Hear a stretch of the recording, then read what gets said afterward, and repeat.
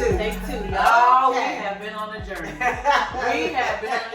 We thought we was recording a whole hour and some change episode, and we had some technical difficulties. But we're here. We're back. We're back. I didn't see us, but we're back. You don't know. You don't know, but we're back. Hey y'all, again. Welcome to Four Journeys. We have a special guest today, and it is Cam. This is our 6th episode. Yes. Today we are touching a little bit on mental health. But before that, Stephanie's gonna tell you where you can find us. Yes. On TikTok at 4 Journeys 4, and YouTube 4 Journeys. Journeys is spelled Journies. Please like, share, comment, subscribe. Subscribing is free, 99, free, 00, free. So please help us out by subscribing to our channel. Thank you. So let's jump on in. Come on, Cam, with Let's it. jump into mental health. What is mental health? What does mental health mean for you all? Mental health to me is mind challenges, challenges in your emotional and mental being, things that can cause you to be imbalanced. So, Valentine, what is mental I health? can't function. I can't think. I can't. I can't get up. Okay.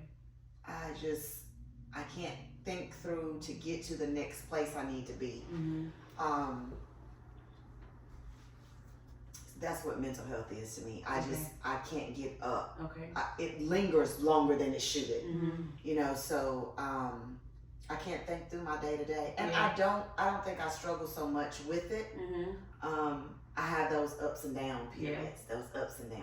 So I most definitely think it is important to check it. Whether it be, talk to a shrink. And I know a lot of times we're scared to do that. We're scared to talk to somebody. Find somebody that's reliable to talk to. Find somebody you can trust to talk to. Find somebody. Because it could end bad. So. If you don't. Yep. What do you think about it, Stephanie? I feel like mental health is, to me, means being emotionally imbalanced. Because our mind, our mental, and our mindset controls a lot of our physical.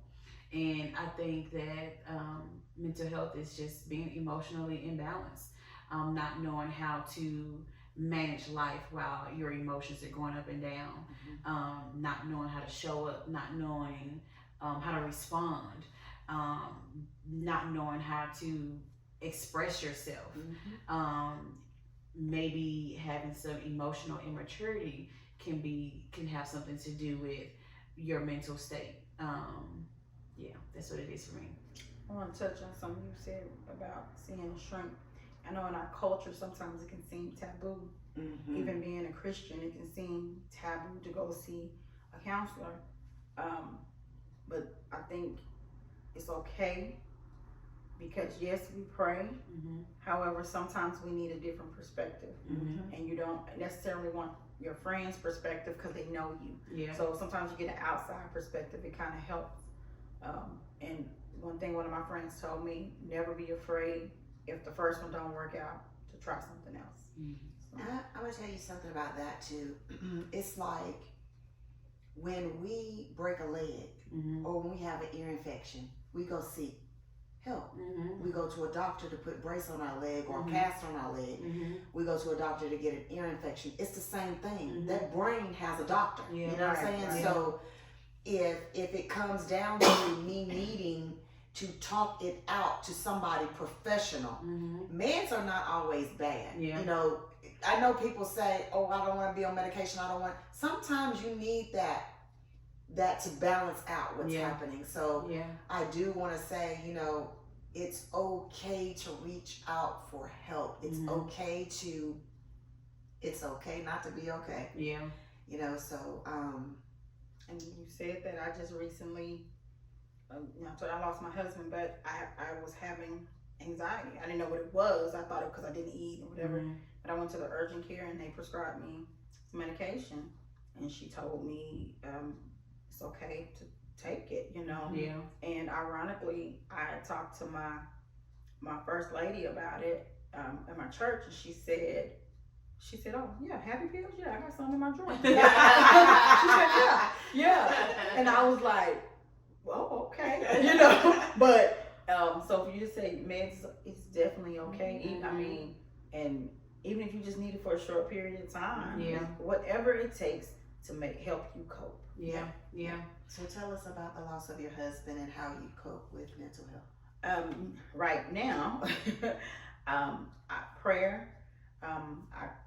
I just recently came off a fast because I needed to do a reset spiritually to get in a place where I could accept it, not only accept it, but also to be okay, like you said, with not being okay, experiencing the griefs, being okay to cry, and July 4th made a month, and that morning I couldn't get out of bed. I could not get up, and my brother has been fantastic. He took the boys. I have 3 boys, and he fed them, and I laid there, and I was okay with that. I didn't beat myself up about it. I laid there, and when I was ready to get up, I got up. Yeah. I experienced the sadness that day, the ebbs and the flows. So I just allowed myself to be whatever it is that day. And also, like I said, I pray a lot.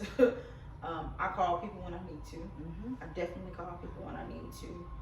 I used to worry about bothering people, but in this season, not saying I still don't care, but I'm gonna I'm gonna let them tell me, hey, I can't talk right now, or whatever the case may be.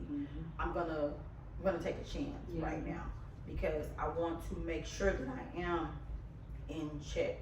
Right before I came up here, I had a meltdown in the car. I was just talking to my cousin, and it just came out of nowhere. I was just like, oh, okay. I'm like, oh man, I just put my makeup on. Wait a minute. Not right now.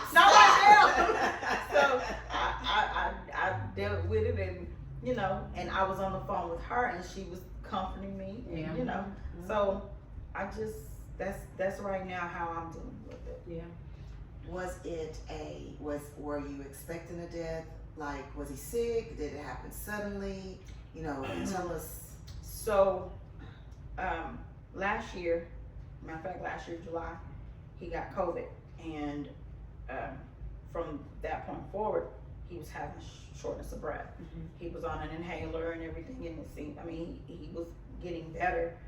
But over like May of this year, it started getting kind of worse.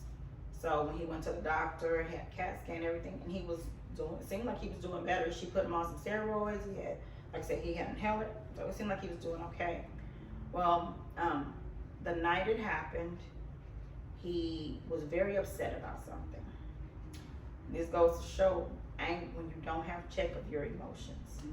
He was very angry, very, very angry. And I said, because he woke me up. He saw something on Facebook, and he came to me, and he was just upset. Couldn't calm down. So we laid down. He was like, I can't breathe. And I said, do you need to go to the emergency room? No, I don't want to go, because all they're going to do is stick me in. I got to pay $300. I was like, if you can't breathe, you need to go. So he was adamant about not going, so I laid back down. And then he got up and said, I can't breathe. So he was getting ready to go to the hospital. I was getting my boys up, and then he was getting in the shower because he wanted to be clean before he got there. Well, by the time he got up, he said, I can't. He said, babe, I can't breathe. So I called 911. They came, they got him. It seemed like he was stable because they sat outside the house with him in the back for a little bit. So I was like, either he must be okay, because I'm like, he not passed away, because they don't have the sirens on or nothing, and they never did turn the sirens on. Well, in the midst of this, normally, my husband's been to the hospital a couple of times because he also had AFib, so he's been a couple of times. But normally I don't call anybody. This time I called his sister, and I said, "Can you go up there?" And then, cause I'm thinking she'll go up there, sit with him for a little bit, and then, cause this was like 2 or 3 o'clock in the morning, and I was like, then my mom or my brother can come sit with the boys, and I'll go. Right. Well, in the midst of that, I lay back down. She called me. She said, "I'm here," and she was kind of laughing and joking with them. Then she called me and she said, "Hey, they're gonna have to intubate him," and I can hear him in the background saying, "I can't breathe, I can't breathe." So he's starting to panic at this point. And I heard her, she said, "They're gonna have to intubate him. The oxygen mask is not working." I said, "Okay." So I'll call my mom. I said, "Can you come? Because, you know, it's getting bad."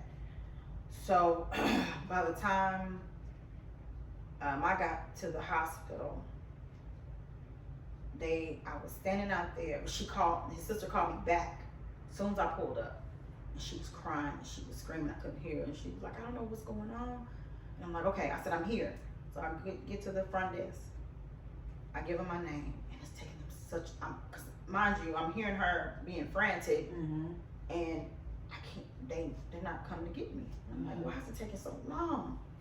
So then the doctor comes, he was like, I saw his face, and I'm like, he said, "Come here." So he pulls me to the back, and he said, "We've had to resuscitate him 4 times."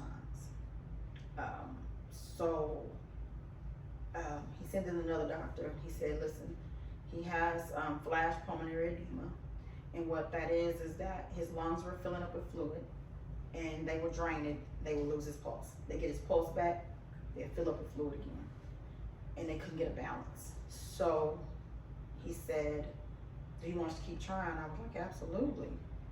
So finally another doctor came in and said, "I'm gonna DNR him," and I'm like, "You're gonna do not resuscitate my husband without my permission?" And he was like, he basically said that the oxygen, he said I could see in his eyes that he's lost too much oxygen. So he said, "Will you allow us to DNR him?" And his family was there. I knew my husband was gone when I walked in the room. God was telling you, I was on my knees praying. They let me be in the room while they were working on him. And that is, I know that's rare. Right. Yeah. Like I'm in the room like ER, like you see on TV. Yeah. And I'm in the room as they're performing CPR on him, and I'm on my knees praying right there. Yeah.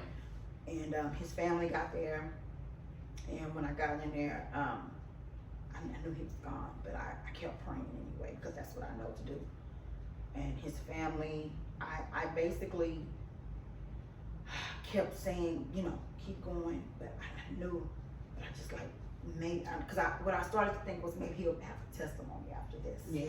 Yeah. So his family said to me, "Let him go because that's not going to be the way of life for him, and you're not going to be able to take care of him and the boys." And when they said that, I had a peace enough to say okay. And maybe about 10-15 minutes later, they came back and said he was gone. And all this happened from 3 o'clock, he passed away at 6:45 in the morning. So it was very unexpected. He was 43. Very, very, and in October of 2021, our house had caught on fire. So we had just moved back in our house. We hadn't even been there 5 days. And and he passed away. So very unexpected. What is your first thought? Like, what was your first thought walking out of that hospital? I'm leaving without him. It took me a while to leave because normally 1 or 2 things are happening. If I'm leaving the hospital while he's in the hospital, he's awake, and I'm leaving. I'll be back. I'll see you tomorrow. Or he's leaving with me. So as I'm walking, my mom came and some of my cousins came. And as I'm walking out, I'm thinking, oh my gosh, my life is gonna change. My life has changed. Like, he's not coming with me. And I was really numb. Because it felt really surreal. Because I was tasked at that moment with telling people. And I was like, he was a truck driver, so he had a truck community, and they always talked on the phone to keep each other up and stuff like that. And they had like what they call a party line. So I was thinking, oh my gosh, I gotta find a way to tell his friends. As I'm walking out the hospital, I had his phone, and one of the friends called, and I answered, and I told him. He was like, no, no, no, they were very in shock. So that was my thought. I'm leaving without my husband. So. Moments like that are surreal. Like it is a moment of, it don't feel real. Like as you're talking, I'm thinking of moments where I've had moments like that, or when I've lost babies and had to bury them, had to like been in a funeral home, planning arrangements, and being there, and it just feels like things are just happening. You're numb. You feel like a robot. Or when my uncle passed away suddenly, was shot and killed, and being at his funeral, and me being so just shocked, like it's death is something that you know is going to happen, but it feels so unexpected when you experience it with the loved one, and you're going through the emotions. It feels so unexpected. It feels very unexpected, and it can numb you. Me losing my babies numbed me for years of my life. It numbed me I just didn't know how to process emotions, or that's where that fear of being hurt or going through something bad comes from. I was only 19 and 20, so experiencing that was like, I don't want to have to experience bad things again. What are the bad things that's going to keep happening that I'm going to experience? Let me ask you, do you think when your children now, when you leave, do you think that has something to do with it? I think so, because I'm always fearful of something happening that I cannot control. And I'm fearful of walking in and finding out something. Every time that I found out I lost a baby, it was me going to the hospital and them doing a sonogram on me and letting me know like that there is no heartbeat. So having that sudden thing being told to you, that's something I fear, especially with my kids, because I've experienced that with 2 babies prior to them. So how do you handle now? How did you handle? Do you feel like you processed your grief? Do you feel like you mentally? Do you feel like you actually went through the grieving process? I think I did not then, but one of my babies, we had like this box for her, and there's a picture of her, and we have like some little memory things in there. So I'll have moments to where I'll go back and I'll look at the things and the items in that box, and it doesn't make me sad. Sometimes it puts a smile on my face to see that you are real. I can see what you look like, what you were going to look like. You look exactly like my daughter that I have now. So I feel like I have them because they were all girls. So I feel like I have them with my daughter. So I feel like I'm processing it as life goes on, because during that time I did not. It was a funeral, that was it. It happened, I did what I needed to do for it, that was it. Didn't think about it anymore, didn't talk about it anymore, it was even hard for me. I still don't even have a headstone for them. And that's something I want to do, but it just seemed too final doing that. So I just didn't even, I was just like, no, we don't have to do that. We didn't have to do it. But now I'm like, every year I'm like, I want to do that. I want to do that. But then I don't do it. So I think as time goes on, I am grieving. I'm going through the process of dealing with it and healing from that. But since it took me so long to get here, it's a process. Exactly. It's a process. I know when my dad died, before he died, I had a 45-minute conversation with him. And we talked about things that he never talked about. And everybody knows I'm a daddy's girl. But it was things that he told me in that 45 minutes that we never talked about. And I just remember, like you said, when you were in that hospital and you were in that room, you knew he wasn't coming out. I knew I would not talk to my dad again. Mm. And I knew at that very moment, I had to say everything I needed to say. Mm-hmm. And I did. I told him how he was a wonderful father to me, how he was a wonderful grandfather, you know, what he meant to me in my life, Mm-hmm. you know, the things that he showed me, the things that he taught me, but more importantly, showing me what a man looked like, Mm-hmm. what it represented. Mm-hmm. So to get it out, Mm-hmm. it felt good, but also there was fear. Yeah. That fear stepped in, like, Yeah. what am I going to do without it? Yeah. You know, or hoping that this is not going to happen. This is not going to happen. And when I got off the telephone, my sister called about 12:45 and said that they had found my father in the house unconscious. Mm. He had been battling, you know, liver cancer for 8 years. Mm-hmm. So, you know, you always worrying, you know, when you're going to get that telephone call. Mm-hmm. You always worrying, is today going to be the day? Yeah. You know, you're always worrying, you know, what life is going to look like. Mm-hmm. You know, what's going to happen Mm-hmm. when this day comes. Mm-hmm. And you know, God tells us we don't know the time. Mm-hmm. Right. We don't know the day, and we don't know Yeah. the hour. We just Mm-hmm. don't know. Yeah. But you live with that fear, Mhm. you know, of Mm-hmm. what happens. Yeah. And I remember, you know, I kept asking, should I come home? Because, you know, when they found him unconscious, he went to the hospital, of course, and then they sent him to hospice. And Mhm. I'm hopeful. He's Mhm. coming. He's gonna come home. Yeah. You know, this is gonna happen, and he's gonna come home. And then I get the call, Pumpkin, you need to come home. Yeah. You know, and so I get on the plane, I get home, and I'm like, I'm gonna go see him. I get in the car, and I'm like, the first thing that comes out of my mouth, take me to see my daddy. Mm-hmm. And my mom says, your dad passed 2 hours ago. Yeah. Mm. And it's that everything rushes in. Yeah. You know, everything. You think of the childhood and him holding your hand, and you think about the memories, and you know, you walk down this lane of just things just coming at you, and my mental can't process anything other than my daddy is dead. Yeah. Mm-hmm. Mm-hmm. My daddy is gone, Mm-hmm. and I am never ever gonna be the same, Yeah. ever. Yeah. And I get to the funeral home, and I'm looking at him, and I tell my sister, I said, he needs a blanket. And I'm not thinking,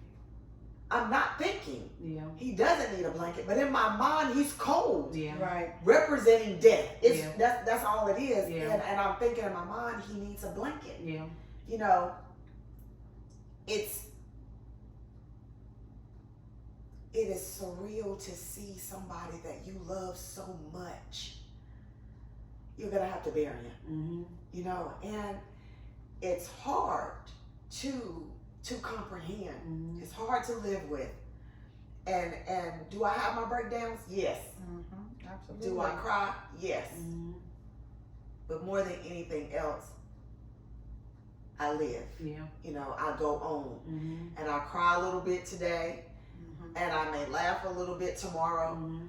but I'm okay. Yeah. I'm okay with continuing to move. Yeah. I'm okay with, you know, putting one foot in front of the other, and Yeah. I keep trying. Yeah. I keep pushing. Yeah. And death is not unfamiliar to any of us. Mm-mm. You Right. know, it's not going to be unfamiliar Yeah. to any of us. Yeah. But the way we process it, Yeah. the way we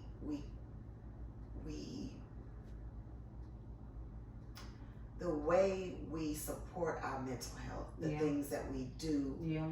to protect it Yeah.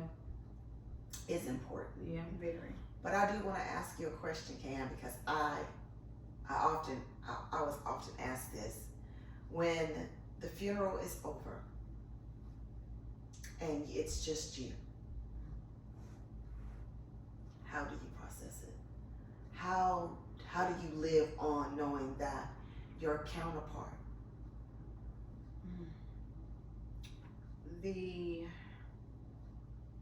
In the beginning, it was so many people around me. They wouldn't let me be by myself. Mm-hmm. So I couldn't think. I just kept saying, I want to be by myself. I want to be by myself. So when I finally was by myself, I just said, my husband's gone. I just was like, wow. I'm like, he's not here. Like I said, we had just moved back in our home, so our closet is all his. I think I have 2 pieces in the closet, but everything in there is his. So I went in the closet and I just looked. I looked, and I just kept saying, my husband is gone. Like so I had his shirt, the last shirt that he had on, and I got it and I just held it. In the very beginning, I had to have that shirt to go to sleep. Like if I didn't have it, I felt like I panicked. I even got a pillow and put the shirt on the pillow, and I was like, you know what? At first I was like, this is strange, but I was like, nope, whatever it takes. Yeah. Whatever it takes. And now, I don't have to have it, but I did in the beginning. So that's how I started to process, and I started journaling. And I journal every night, and I write how many days it's been since he's been gone. And the top part I write to him, the bottom part I write to God, and that's how I get through it. I still talk to him. There are days I will cry, and like it'll come out of nowhere, or I'll just get sad. And I'm like, gosh. And little things will happen, like get something in the mail, and you're like, really? Okay. And sometimes it's a reminder of, like, I think we got something in the mail about a fence. We were gonna get a new fence, and it's like, we were going to. Yeah. We were going to. I think in the very beginning, he has a sister, and the first time I had to say, he was. I had to reference him in the past tense. That was hard. That was very hard. So once I got over some of the first, I still have anxiety sometimes if I'm going somewhere and I haven't told them, or they don't know, or this is my first time seeing them since it happened. When I had to go to the doctor for the first time, and I was having a lot of anxiety. Yeah.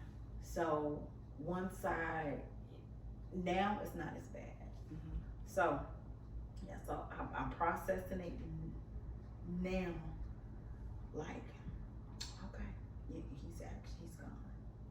He's gone. Tell me one thing that you miss most about him, Cam. Laughing with him. We laughed all the time. We laughed all. He would say something and I would just laugh.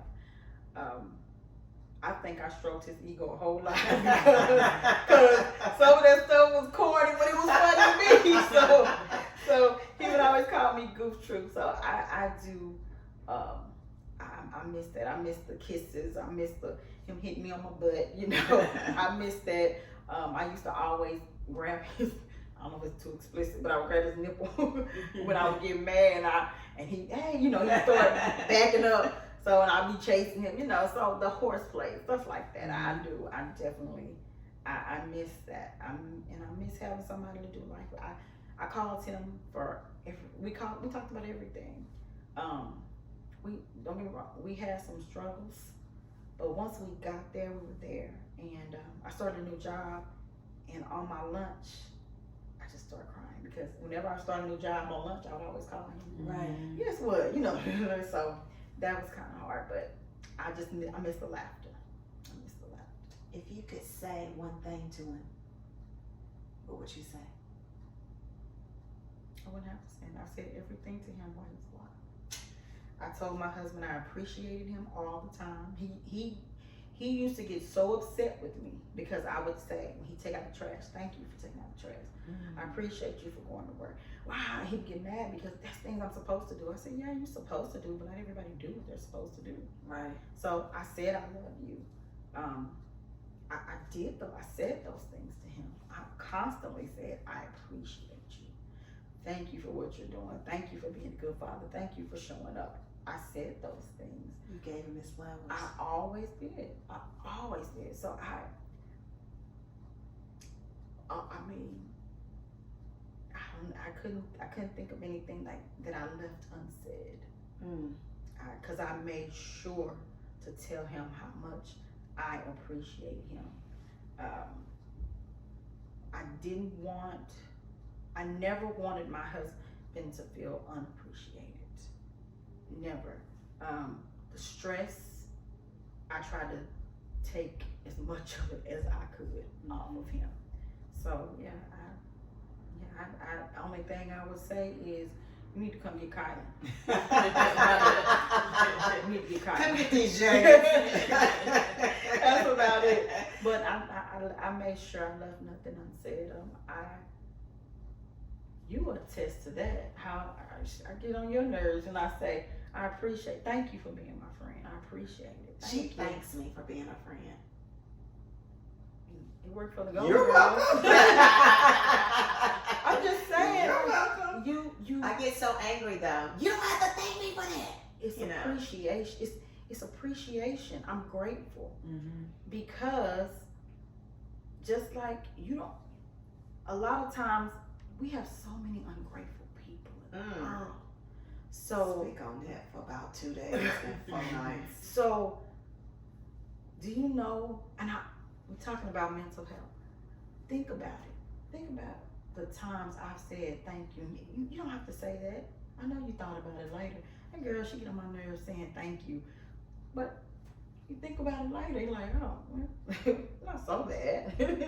And I feel like that does help our mental health when we're grateful, when we tell other people we're grateful. I can think of things my husband said to me when I'm having a hard day at work. But when I used to have a hard day, he would say stuff like, my husband always encouraged me. You smart. You know, you got and it. She is. You got it. You this, you that. So I can remember those things. Yeah. And it does perk me up, you know?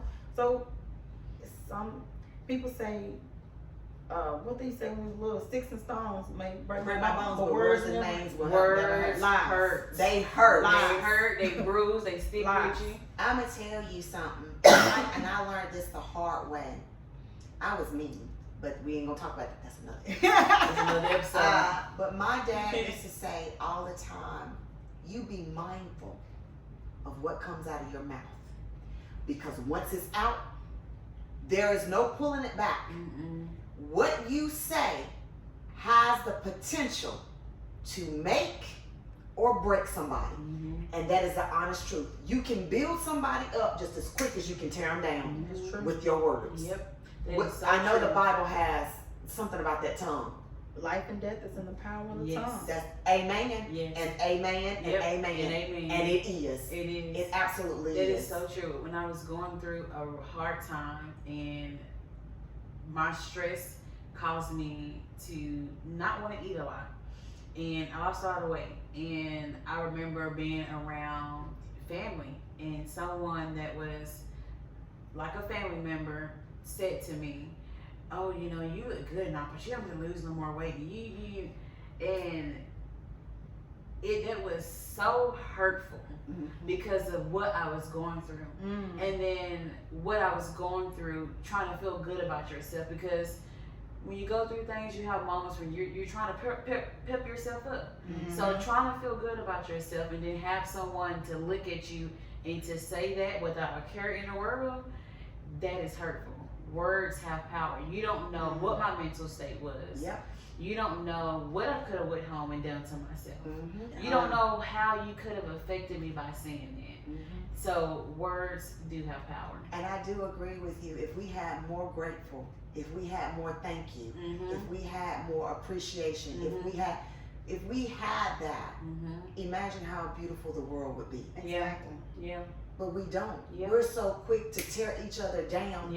We don't care how that day has gone for that person. We don't know, what happened in the course of the day.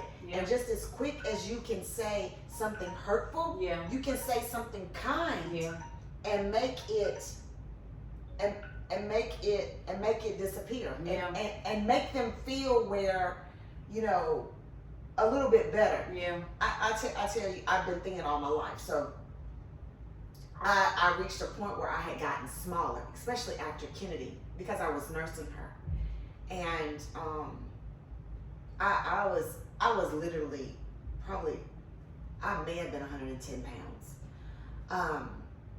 And I put on clothes, you know, to go out. She had colic, and I was at my breaking point, honestly. And I walk, you know, go out, go to the grocery store, get myself, you know, get us groceries, because I hadn't been out in a couple of weeks. Get out the grocery store, and as I'm coming out of the grocery store with the basket, Kennedy's in the basket, Darian's got my hand. A girl and her guy friend, or I guess they were together, whatever, says she looks sick.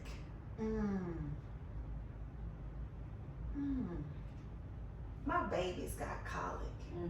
I'm up all times of the night with a child. Yeah. Single mama. Yeah. I know she's about to drive Darian on the deep end, down the deep end. Literally, he's probably getting ready to jump in something. Yeah. And I think there was a little bit of postpartum there. Right. You know, her dad's going to prison. Yeah. You know, and you're thinking, I'm on the edge. Yeah. And I remember calling the nurse line to my doctor, and I said something horrible because the police came. The police came. Yeah. So I was so out of sorts. I couldn't even tell you what I said. But that we ended up calling my mom. My mom ended up coming over there. But I had been dealing with so much, not reaching out to anybody, thinking I could carry it on my own. I'm okay. I'm all right. It's going from day in to day out. I'm putting Darian on the school bus, getting Darian off the school bus, and at night I'm dealing with a college child, and in the process I'm losing weight. And then he says, "You look sick." And I'm telling you, I probably would have slit my wrists. Really, I'm so overwhelmed with everything. And then you think, well, I can't slip my wrist because I gotta take care of 2 kids. Right. You know, I can't go leave. nowhere. I can't leave. Exactly. I can't leave them. I can't go nowhere. Right. I'm gonna have to muster this up. And just so happened, I called the nurse line trying to vent and said something or whatever I said that sent the police to the house. The folks sent the folks to your life. The folks sent the folks to your life. The folks sent the folks. You was just being. Right. They had to call the folks. They had to call the They could have just said, "Ma'am, what's your mom's number?" They had to call the people on you. Yeah, they did. Man. They did. Yeah. But I think I had hit a breaking point. Yeah. But you see, it's a blessing in disguise. It was. Because they did send help. Yeah. You know. They was checking in on, what is that? Welfare check. Welfare check. check. They did a welfare check. Yeah. You know, and like you said, it probably saved my life. Yeah. Because I'm telling you, motherhood is not kind. It's not for the weak. If you don't think it will mess with your mental, It will. it will test your gangster. All of it. But that's the stigma that you have to be strong. Yeah. We gotta be, and I hate to throw that out there. A strong black woman, you gotta be strong. It's asking for help. It's being strong. Yes, it is. It's being strong because you have to know how much you can take. Yep. You have to know. Yep. I can call somebody now and say, "Hey, I need to pray," or I can text, "Start praying," cause right now I'm about. I can tell you my oldest son, he had autism. He used to hit his head against the wall. He would get upset and just hit his head, and I would cry and cry because I'm like, is this causing more damage? Is this causing damage? I don't know what's. And I would just cry and cry and cry. But I called a friend and she was like, "Is he bleeding?" I was like, "No." She said, "What are you doing now?" I said, "Oh, he playing with his toy." She said, "Oh, girl, he all right." I was like, "Oh, just like that." Yeah. So, but at that moment, I knew I couldn't be strong right now. and I had to call somebody. You need a lifeline. Exactly. You need a lifeline. Yeah. I'm telling you, and sometimes you need 6. Sometimes you need 2 on the side of you. Look, I'm serious. I'm gonna need all y'all. Right. This right here, this, you know what I'm saying? You need it. You need somebody that you can talk to, that you can trust, that you can confide in, that's not gonna judge you, that's not gonna, gonna take. Sometimes you just need to call and vent. I don't need you to say nothing. I just need for you to be there and listen. I need to hear you breathe. To know that it's somebody else on the telephone, so I can vent this out. And after I'm finished, and I take that deep breath, and then you say something. You need it. What they say, sometimes you have to get out of your own head. Because I used to tell my husband, you do not want me to come up with something. Tell me what's going on, because I come up with it, it ain't gonna be. It ain't gonna be good at all. It's not gonna be good. Because I thought the way I'm thinking, right? The way that ain't. So you might want to just tell me now, and so that what it is. tell me what it is. Yeah. And I truly believe when they say getting on your own, I've had to do that several times. I've had to do that. That's when I do get in my word, and sometimes, the Bible says faith comes by hearing, and hearing by the word of God. A lot of people take that as, oh, you need to be in church hearing the word. Nope. I'll get my Bible and I just start reading out loud. Because I need to hear my voice saying something different than what my head is trying to tell me to say. Let me tell you something. Them thoughts will put a vice grip on you and shake you like that. You have a whole movie in your head. Whole movie. And you would swear. Wait a minute, beginning, middle, and end. Beginning, middle, and end. It may be a sequel. Maybe a sequel. You got all of You got a You whole the producer, movie. you the producer, You got director, a Grammy in your head. you the actress. Oscar. Yeah. We have a soundtrack though. You have a soundtrack.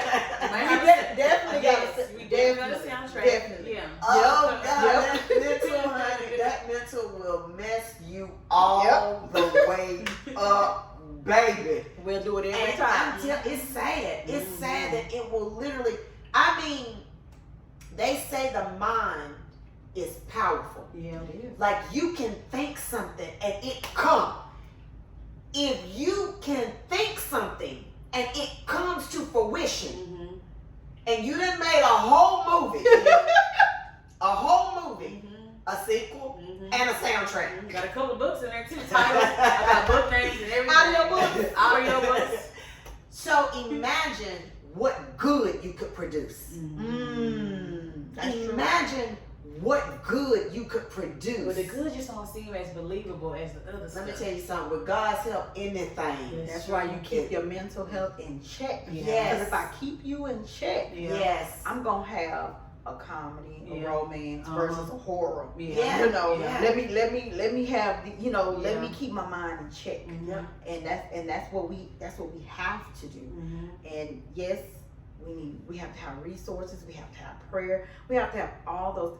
Your mental health, I think people sometimes nowadays I feel like people they just throw that around. Right. Just to sound your mental health. No, this is serious. To me, this is very serious. Because I've heard people say, oh, they just bipolar. Yeah.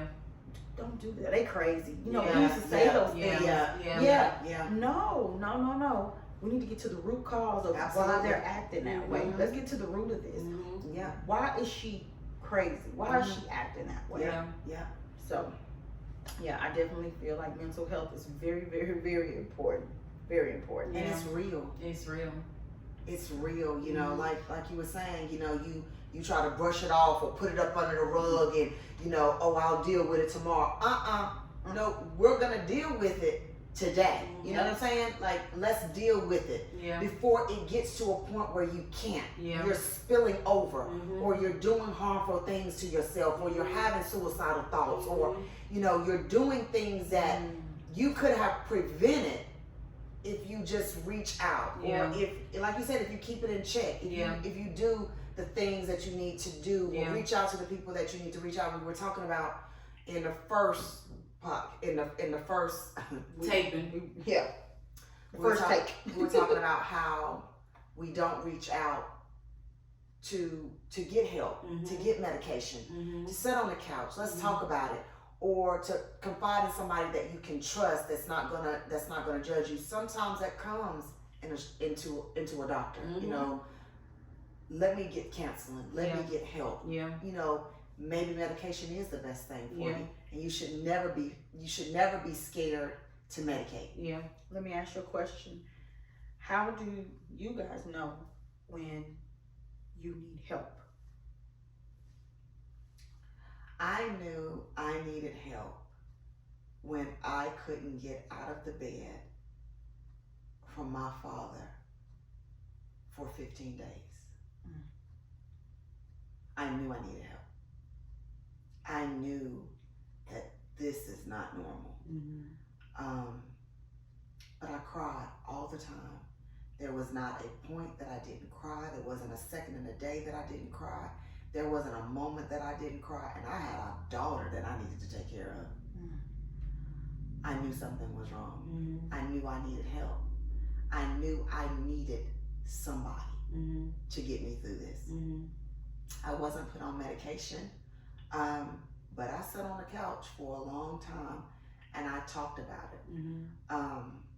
And that's when I knew I did. I knew when I couldn't think through, when I couldn't function, when I couldn't reason, when I couldn't get up out of the bed, I knew something was wrong. When did you know?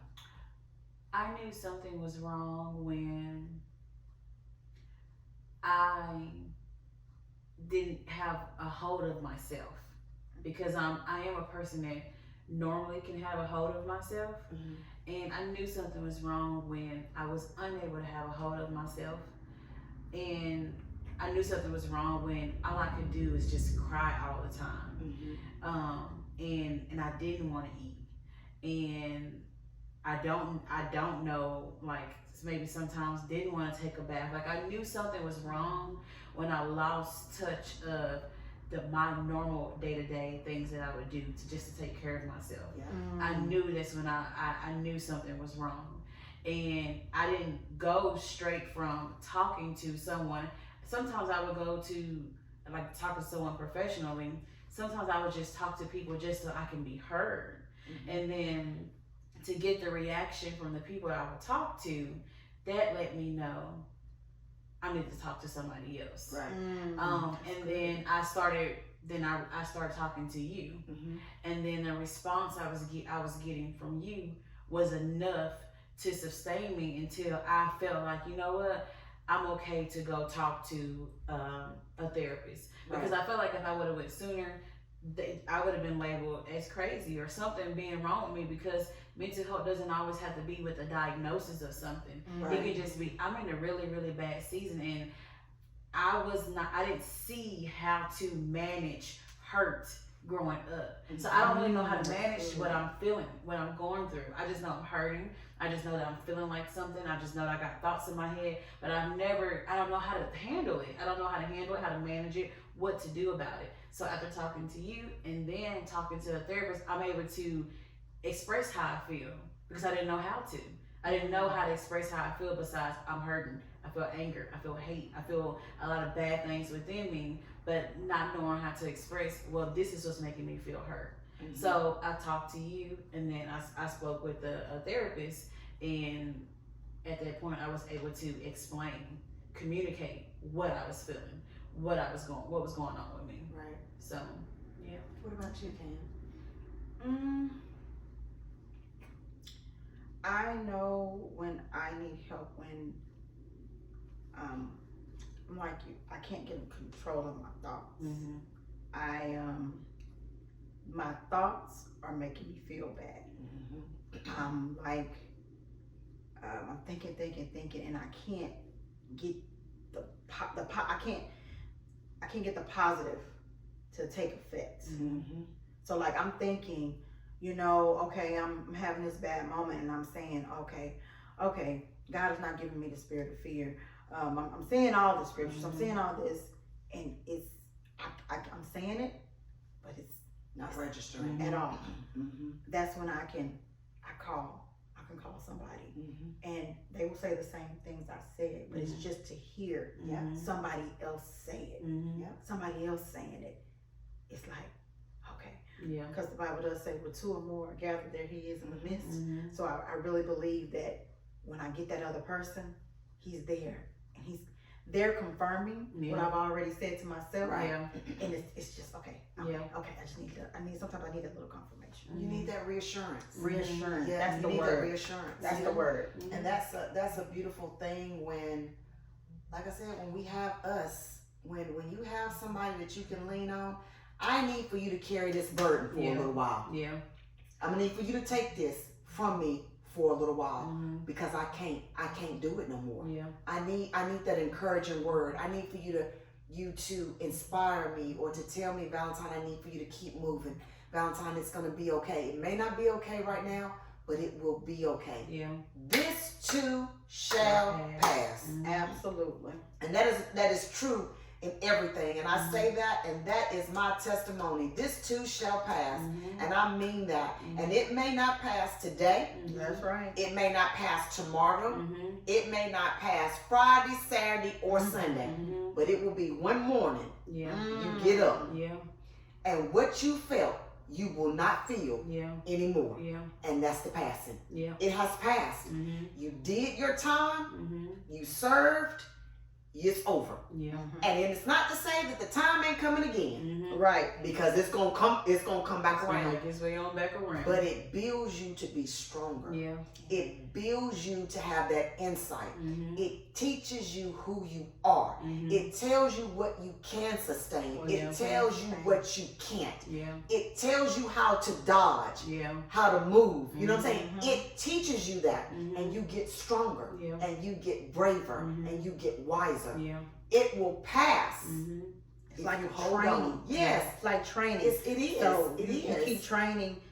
The more you go through the bad times, it's like training. You train. So that way, when that bad time come again, oh, okay, I saw you coming that time. Yeah. I saw you coming. Yeah. So it builds you, like you said, it builds you up. It builds you. Absolutely. It builds you. And I encourage anybody who is going through anything, hold on. Hold on and pray. Find you somebody to hold on to that values your friendship, that loves you. And if you can't find it professionally. Yeah. It is okay to take meds. Yep. To get you through whatever you're going through at this particular time. Yeah. It's okay not to be okay. There it is. Yep. There it is. It's okay not to be okay. It's okay. Yeah. And if you don't have a friend, find you someone that you can look up to. Find you someone on social media. Or there's resources out there. Someone may use the resources, use the internet, use whatever you have that can uplift you and help you. And if you do have people around, keep trying. If you don't like the response from another, try another. Try another. Keep trying until you find someone that understands you, can communicate to you in a way that you can receive it, and they understand you. But keep trying. Do not give up. Do not give up. Do not give up. Hold on, because it will pass. Yep. It will. I promise you, if I don't promise you anything else, everything passes. Yeah. Do not make temporary decisions. Do not make permanent decisions over temporary situations, because everything passes. Yep. It does. So hold on. Keep pushing. Keep pushing. Stay encouraged. Yes. Thank you so much And for we love following. Yes. Thank you. Thank you. Thank you. Thank you. This is our 6th episode.